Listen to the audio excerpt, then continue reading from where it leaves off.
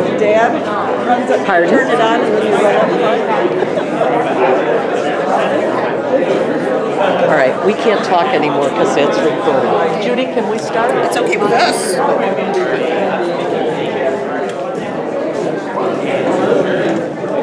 It's just what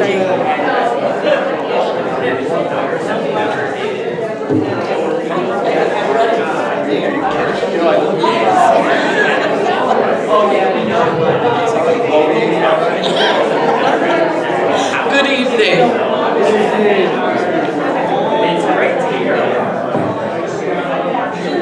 Good evening. Thank you so much for joining us. I'm Mary Husong Callan, President of the League of Women Voters here in Rochester.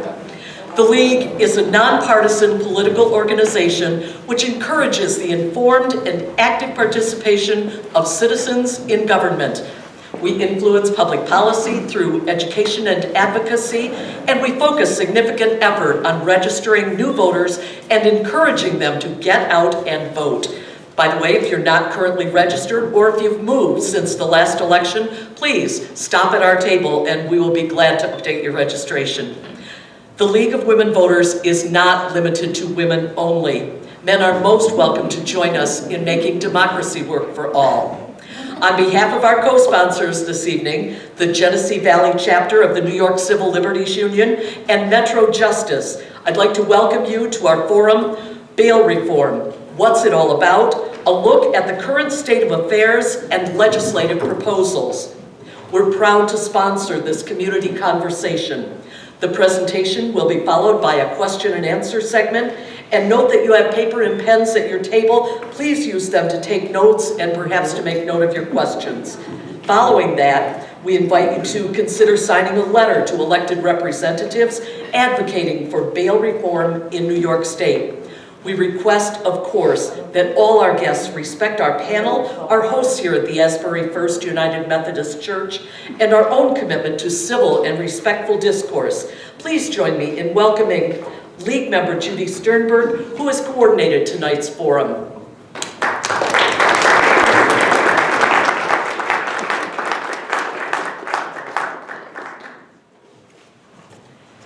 Thank you, Mary. Periodically, stories come out in the media about someone whose life has been upended by the injustices of our money bail system. Right now, there's a lot of buzz about bail reform, but many of us don't really know that much about the system. How extensive are the problems? What about the ingrained biases against the poor and persons of color? Nor do we understand the legislative proposal put forth by Governor Cuomo and how that differs from what criminal justice advocates are calling for. Tonight, our guest speakers are going to shed light on those areas. I think Mary also mentioned to you about the papers on the table and the question and answer period. So we'll move right now to our introduction. So let me introduce first Gary Putta. Gary is a former director of the Genesee Valley chapter of the New York Civil Liberties Union and a retired command officer with the Monroe County Sheriff's Department. Next to him is Tim Donaher, our Monroe County Public Defender. And then we have Precious Bedell. Precious is the founder and director of Turning Points Resource Center. That's a prison ministry of the Episcopal Diocese of Rochester, and she's involved in many other activities and with the WISH program, which works with its women initiative supporting health through the University of Rochester. And then Iman Abid is the current director of the Genesee Valley New York Civil Liberties Union. So without further ado, I'll turn it over to Gary.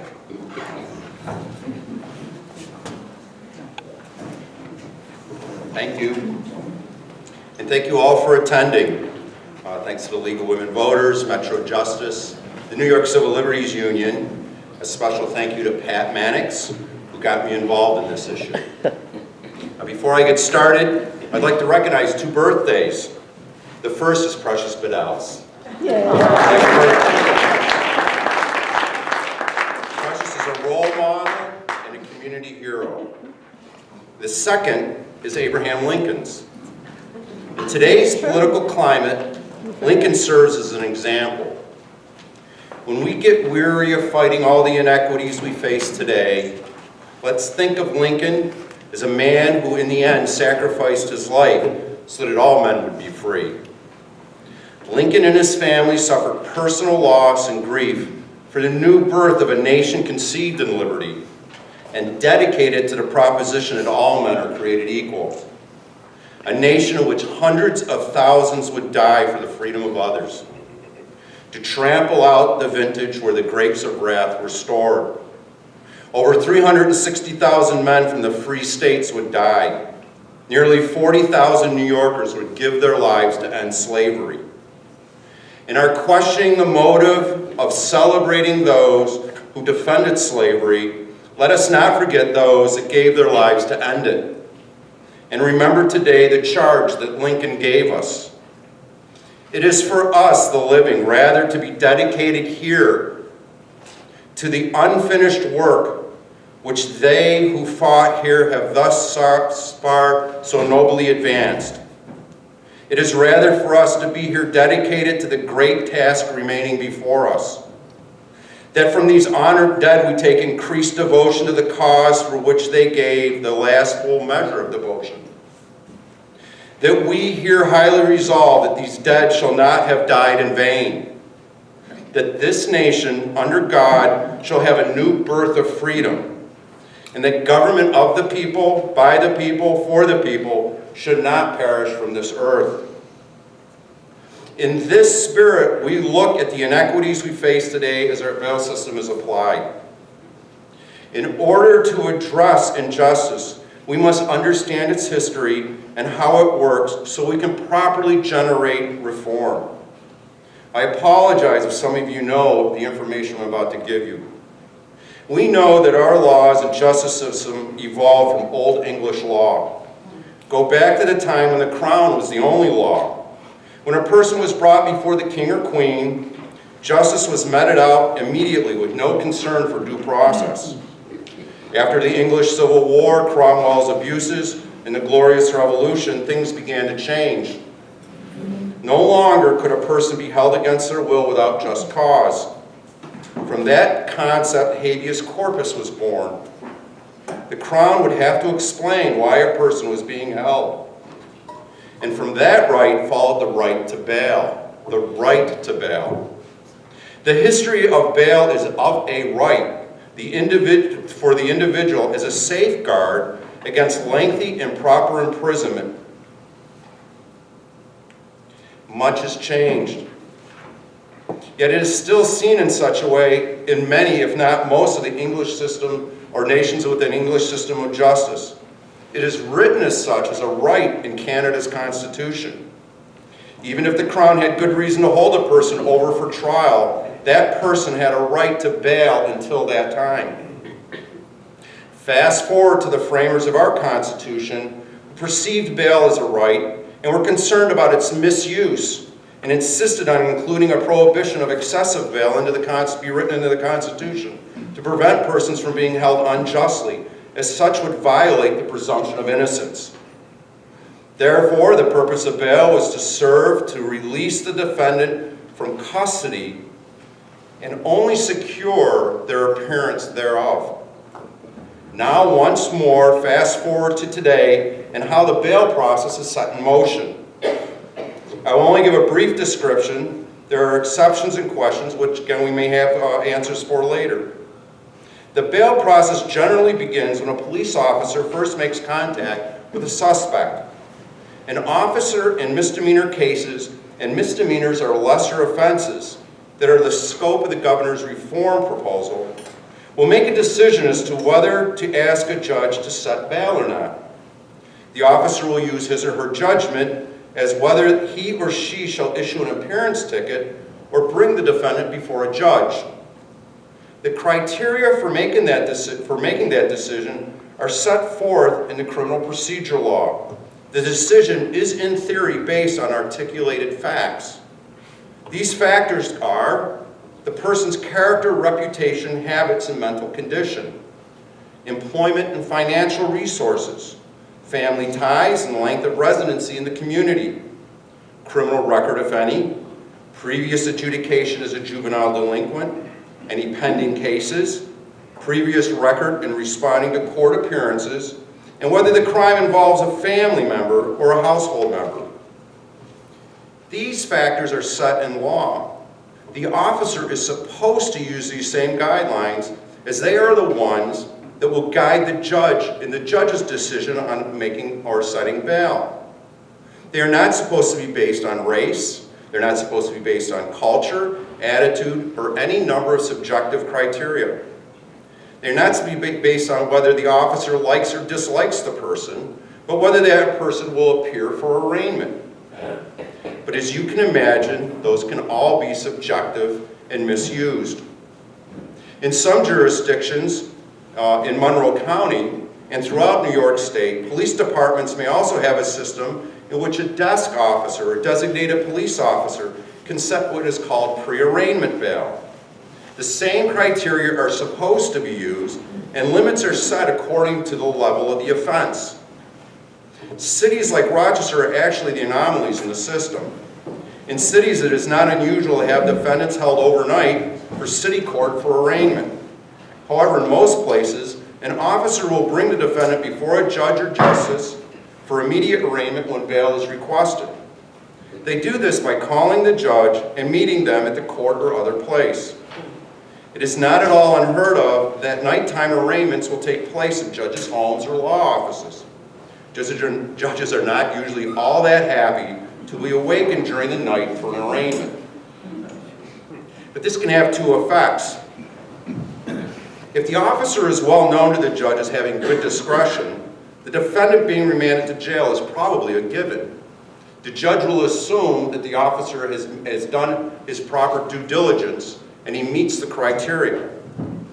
If the officer is not, the officer will likely hear about it. There's no formal way to discipline or address that with an officer other than what may happen afterwards. And although bail can be set in a number of forms, it is generally set in terms of cash or bond.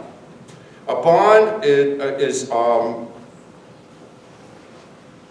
often presented to the court by a bail bondsman as a percentage of the bail.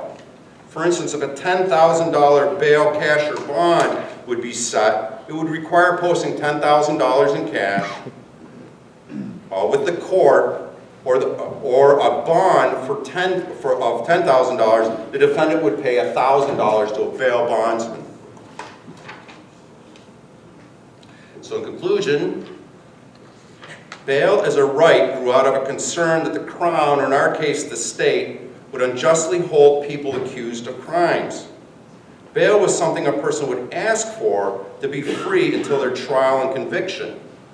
But as you hear tonight, it turned out to be something very different. Thank you.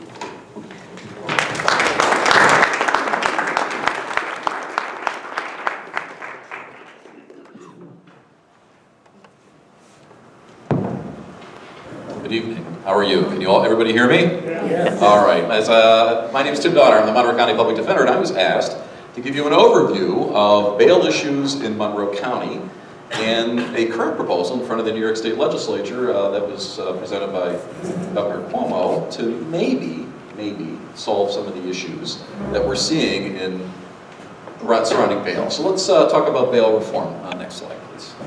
So what we're seeing in Monroe County is really a microcosm of what we're seeing across the United States. And that is the fact that since 1983, when we began the so-called war on crime, there has been a significant increase in the rate of pretrial incarceration. But you'll notice there really hasn't been much of an increase in the number of persons convicted. What we've seen since 1983 is the number of persons that have been held in pretrial incarceration has exploded from a low in 1983, I don't know what that is, probably 125,000, to a high, not too long ago, of almost 500,000 people across the country being held in pretrial incarceration. As I said, well, there was a corresponding decrease actually in the crime rates in 1990. Next slide, please. So what you're now seeing, in 1983, when you looked at the jail population, and jail is a term of art, by the way. Jail means a local correction facility. When a person's held pretrial, they're held in a jail. That's different from a prison. A prison is when somebody receives an incarcerated sentence of greater than 1 year. All right, so jail is where you hold persons for pretrial incarceration. 1983, and you can also hold people in a jail, by the way, for a local sentence, so that's why they're semi-convicted. You'll see the vast majority of persons that were held in a jail had been convicted of like a misdemeanor offense, and a smaller percentage were pretrial. Well, in 2016, across the country, that's flipped. You'll see the vast majority of persons that are being held in a jail across the country are now being held pretrial. In other words, on bail. Next slide, please. Here in New York, you can take a look at the jail population, and you'll see, for instance, in 1991, it was 32,178. Right now, 27,281, and you're going to say, Donaher, what's the big deal? If it's gone down 5,000 people being held in pretrial incarceration, why is this a problem? Well, this is why. This big block right here, and this is hard to see. I did a printout for people. If they have it in front of you, you can see it a little bit better. This is a breakdown of pretrial population by jail. In 1983, this block right here, that's really hard to see, but right here, that's Rikers Island. That's New York City. New York City's done a very good job, believe it or not, reducing their pretrial incarceration rate. In 2014, this was New York City. Now, I know it's hard to see, but there's a line right here. It goes up here, and it's split in two. That's Monroe County. That's Monroe County now. These are small counties in New York that are, and again, they're very, very hard to read, but what we've seen in New York is as New York City's reduced its pretrial incarceration almost by half, the rest of the state's pretrial incarceration rates have exploded. Every other local jail outside of New York City, their rate of pretrial incarceration has exploded since 1991. So the problem of excessive pretrial incarceration, although it does exist in New York City, it's a much, much greater problem in upstate New York. Next slide, please.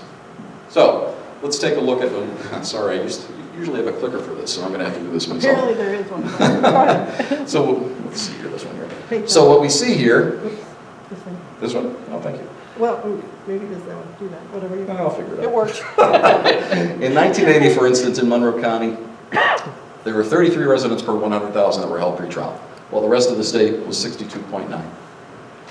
In 1990, it increased to 85.8, while the rest of the state was 155.5.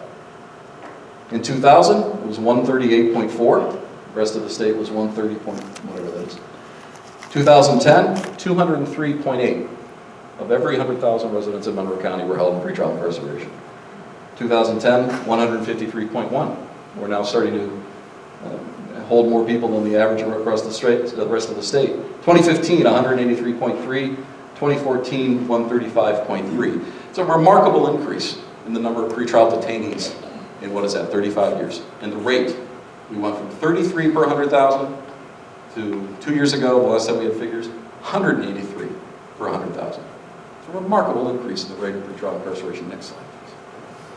This is a snapshot of the Monroe County jail population in October of 2017. This is the rated capacity of the jail and correctional facility. We have two facilities in Monroe County, the Monroe County Jail and the Monroe County Correctional Facility.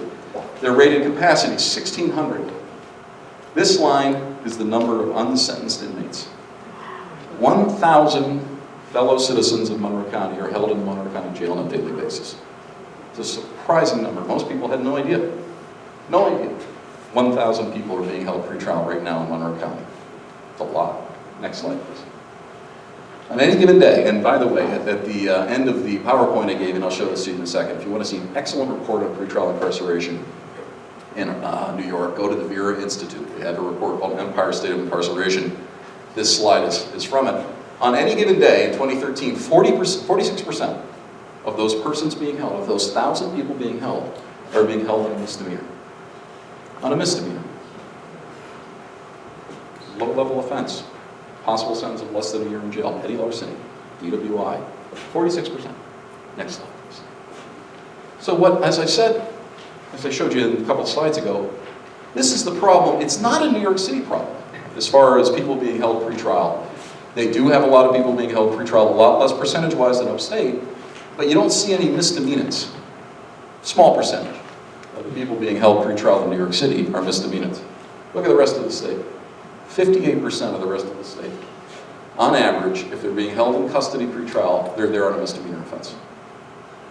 That's, for me, very upsetting, because usually we're talking bail amounts less than $1,000. Could be $1 million. Our clients are so poor, they can't post $100, they can't post $150. Might as well be $1 million. Next slide, please. Why is this a problem? Well, you all know, logically, somebody's held pretrial, they're going to lose their jobs. They're going to lose family connections. They may lose benefits, they may lose their home. But it has greater impact than that. I mean, that's a very significant impact, don't get me wrong. But persons that are held in pretrial incarceration are much more likely to receive, if they get a jail sentence, 4 times more likely to being sentenced to jail, and 3 times longer sentence. If they get a prison sentence, 3 times greater likelihood of getting an incarcerative sentence, a sentence that would be twice as long than people that are held or that are released pretrial. So not only do they suffer the social circumstances of being held pretrial, loss of family, loss of their apartments, jobs, everything else, much more likely to be convicted. Much more likely to receive an incarcerative sentence than somebody who's released pretrial. And as an attorney would tell you, it's obvious. What's the best resource that we have in defending our clients? Our clients. Being able to work with our clients in defending them. When they're in a local correctional facility, although it's somewhat easy for our staff to visit clients in the Monroe County Jail, that's not true uniformly across the country. It can be very, very difficult to see clients that are held pretrial. Next slide, please. So, what has the governor done to try to remedy this? Well, the governor's proposed new legislation to modify the current bail statutes to, first, eliminate money bail for persons charged with misdemeanor and nonviolent felonies. These defendants would be released either on their own recognizance or with conditions that are designed to ensure return to court, such as a release through pretrial services oversight. This is very significant. The governor is effectively saying, especially for all those misdemeanors that are being held on bail, if it's a misdemeanor or a nonviolent felony offense, judges, you cannot post bail. You cannot post bail. Now, bail, by the way, as Gary said, is both cash or an insurance bond, or an appearance bond, or a surety bond. There, as Gary said, there are 9 ways of posting bail, so just don't think cash. But they're saying, misdemeanor or nonviolent felony, no more bail. It's huge, very significant, because my attorneys see on a day-to-day basis, they're representing persons that are arraigned, as Gary said, maybe in the middle of the night, in a town court, they're out there. Judges almost uniformly set bail on almost every case. Not that I shouldn't exaggerate. They do release people to pretrial services, but they set bail in a lot of cases. These conditions that the court can impose must be the least restrictive that will reasonably assure the defendant's appearance in court. Conditions may include, but not limited to, restrictions on association or travel, prohibiting possession of a weapon, supervision by a pretrial services agency, and wear an electronic monitoring device. Now this one is a little bit troubling, because there's a provision in the statute that allows the system, so to speak, to mandate that the person released pay for it. They're supposed to take indigency into account, but in my experience with something called ignition interlock devices, anyone ever hear of those? They're now required under the law for conviction of DWI. Judges, for whatever reason, are loath to take indigency into account in waiving those fees, so I don't know how they're going to do it for these either, but it scares me. Next slide, please. Now, for persons charged with a violent felony offense, the court can set bail, but only after the court performs an individualized review of bail factors. Now, you might be saying, well, isn't that what they're supposed to be doing now? Well, yes, but they don't.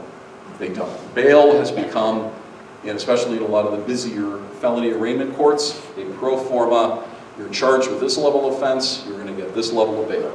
They don't do an individualized assessment of the ability of the defendant to make bail at all. But this is what Governor Cuomo is proposing, that every judge, if he or she is going to set bail in a VFO offense, they have to do that individualized assessment. And they have to put their reasons on the record. They don't now. They just say, all right, $2,500, cash your bond. That's it, and they move on. So Putting those bail factors on the record is very important because it allows for another judge to review that bail determination. If bail is set, the court must provide the defendant a choice between cash or bail industry bonds, and this one is key as well. And an alternative form of bail, such as an unsecured or partially secured bond. This isn't getting the play that it needs to be getting. In other words, if a court sets bail, it can set cash, it can set insurance company bond, bail bond. But it now must mandate a third type of bail, which has to be either an unsecured or partially secured bond. This is a major revision of the bail statute, because what that means is friends and family would come up and post bonds outside of bail bonds. As Gary said, there's 9 ways of posting bail. We only have defaulted to cash and insurance company bail bonds. Why? Anyone know why? Because we're lazy, that's why. Because the other ones require work for everybody, and we've not done a good job using those other methods of bail. All right, where was I? If bail is set, defendant is still in custody, the defendant will be brought before the court for reassessment of bail within 5 days. This is another significant change to the bail statute. In other words, if a judge were to post or set bail on a defendant, and that defendant's still in custody 5 days later, the law would require that that defendant be brought before that judge for the court to do another assessment of ability to pay and potentially change the bail amount. Next slide, please. All right, you got a lot of good, but there's a little bit of bad. And that's just the way politics works. New York was one of only 2 states not to have something called preventative detention. Preventative detention is a concept where you, in certain limited circumstances, hold somebody pre-trial without bail. Governor Cuomo, presumably, this is a guess, might try to make this proposed legislation more palatable to the Senate, has added something called preventative detention. Well, what is it? Next slide. In limited cases, such as DV cases, serious cases, violence cases, which we call Class A violent felonies, or when a defendant commits a new crime while out on release, pretrial release or out on bail, or fails to appear for court, a judge court will order after a due process hearing that a defendant be held in custody pretrial without bail. If the prosecution can prove by clear and convincing evidence that the defendant poses a significant flight risk, or if there's a current threat to a reasonably identifiable person or person's physical safety. And next one, please. As I said, this requires a pretrial detention hearing where the prosecution must establish by clear and convincing evidence high risk of flight or that current threat of physical danger to a reasonably identifiable person or persons, and there are no conditions that could ameliorate the risk. Next slide, please. So, a lot of good. As I said, we're getting rid of cash bail or any bail for misdemeanors and then VFOs. If bail is set in VFO cases, there has to be an individualized assessment, factors placed on the record, and there's a reassessment of that bail amount within 5 days. There's the downside of potential preventative detention in a limited number of cases, DV cases, very serious felony cases, or when somebody fails to appear for court. Is this a good thing or a bad thing? Well, I'm often asked, what's your opinion, Donner, on this proposed legislation? I like it. I think it needs to be tweaked a little bit. There's some preventative detention things that scare the heck out of me, like the failure to appear stuff. I don't want to see clients that miss a court date now being held in pretrial incarceration until their cases go to trial. But with some tweaks, I think it's actually excellent legislation. Next slide, please. Say at the top of this, bail reform, proceed carefully. This is my concern. Anyone know what the Pretrial Services Agency of Monroe County is? Anyone know what the Pretrial Services Agency of Monroe County is? So, what is pretrial? What is it? It's an agency that supervises people who are released by the court, helps ensure that Absolutely. It's an excellent agency we have in Monroe County that helps persons that are released to the supervision of pretrial with a variety of issues that they may have, but their primary obligation is to ensure return to court. In Maryland, by fiat, they got rid of bail. They just said it was unconstitutional to impose bail. And what they didn't do is they didn't fund the rest of the system. They didn't provide a pretrial services agency funding. They didn't do anything to assist defendants that were otherwise released from custody. It's great to be released from custody, but some of our clients need assistance in a variety of ways. They have drug problems, housing issues, and there were real problems with it. In fact, the incarceration rate actually went up because there weren't sufficient resources available to persons that were released from custody. Next slide, please. You can read that at your leisure. In order for this statute to work, the governor's proposed statute to work, my big fear is that judges, when they're told in misdemeanors and NBFO cases that you can't set bail anymore, they're going to say the least restrictive condition that they can impose is release to the supervision of pretrial services.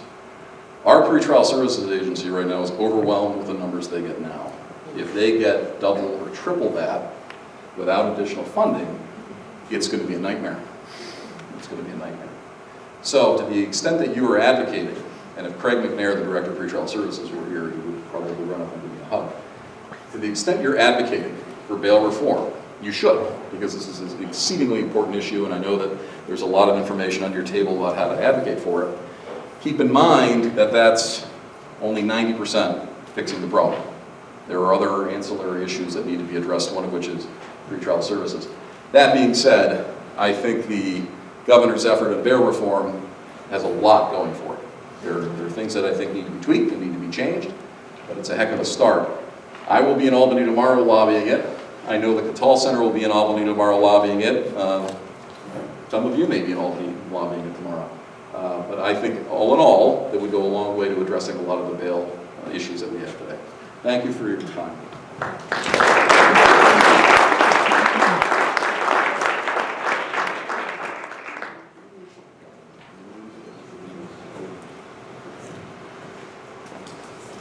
Do you want to get up there and put it?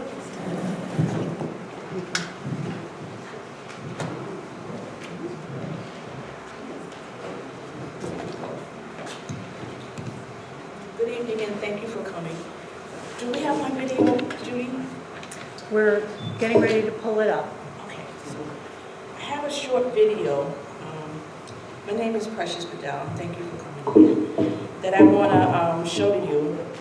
And Gary and Tim have presented the data, and Gary with his historical overview of our country and how it comes about to today from the past to the present. And I just want to have a conversation with you about the impact of bail on families, particularly poor families of color in our communities, and how the work that we do. And I want to acknowledge one of my co-workers, Josie Powers here, and also Mike Lee, that have been working with reentry, and Josie's been working with women for many, many years. So these issues that we have are close to our hearts, and we're also peers to the women that we work with, because at one time in our lives, we had a bail. So I want to speak to you from that perspective, and I also want to speak to you about the impact that bail has on families, and also about how the criminal justice system dismantles families.